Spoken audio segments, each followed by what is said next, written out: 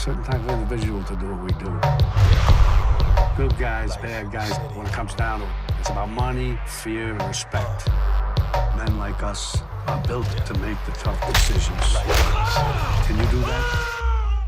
Absolutely. You know, to start off with this role, were you happy how, I guess, the role progresses as you move forward? Because he starts off as someone who gets a second chance, right. But automatically he goes the other way. He goes for easy road. You know, was that something that you kind of liked about this role as you started out? Well, yeah. What was interesting about it was he had an opportunity, Milo, in the actual screenplay, to go into a life of a legitimate life, with being in within law enforcement, and being a cop, and he ends up in a crew that was created prior to him by his dad. So and in those circles, the way he was actually introduced to it, it'd be pretty tough not to accept that opportunity in the early stages. He asked him, "What is your life worth?" So would you say 38,000? Because that's what the state of New York feels like your life is worth. So for you to risk your life every day on the job, they're gonna give you that. And then to offer him the things that he would, it speaks back to the temptations of the instant gratification. The temptations of the nice things that he actually went after in the early stages before he had the opportunity to be a police officer, and he just fell back into those ways.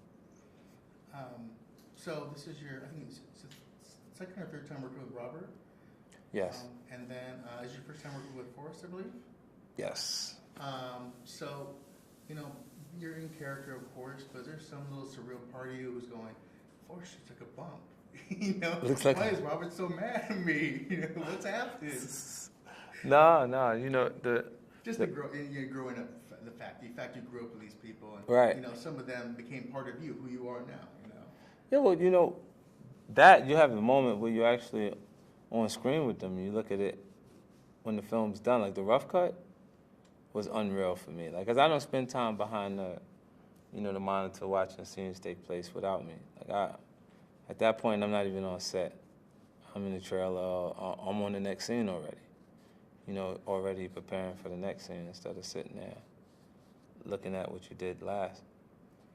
Speaking of that, I'm looking at some other movies you've got coming forward. Is being part producer in movies, having control in it, something that you kind of always want to try to do as you move forward? Well, I went into film production in order to allow myself to have both careers.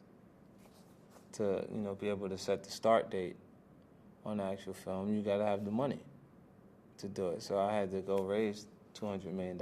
We broke it into 10 pictures, a 10-picture slate, sold domestic rights to Lionsgate, and we sell in the national category territories after. But it's not really difficult to sell those territories when you got Robert De Niro and Forrest Whitaker in the film.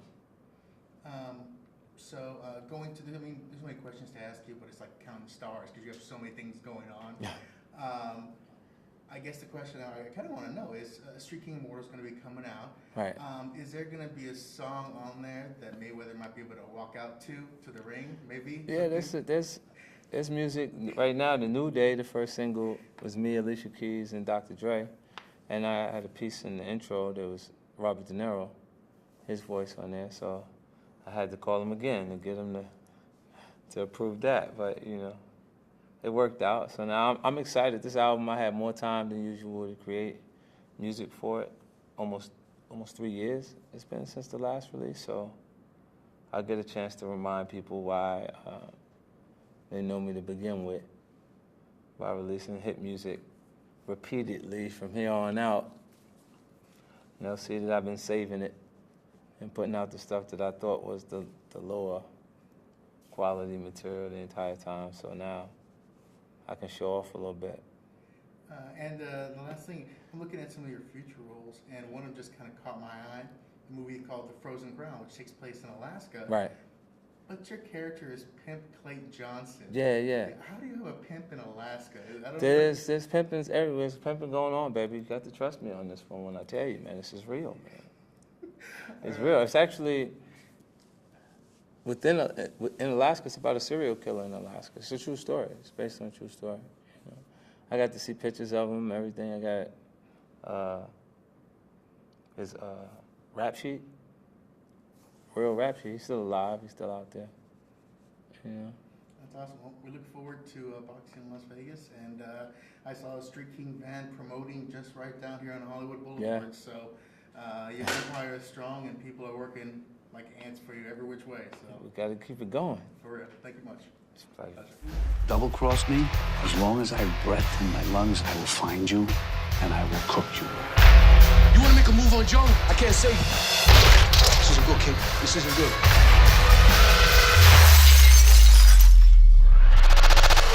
Let me tell you something right now. You work for me, only me.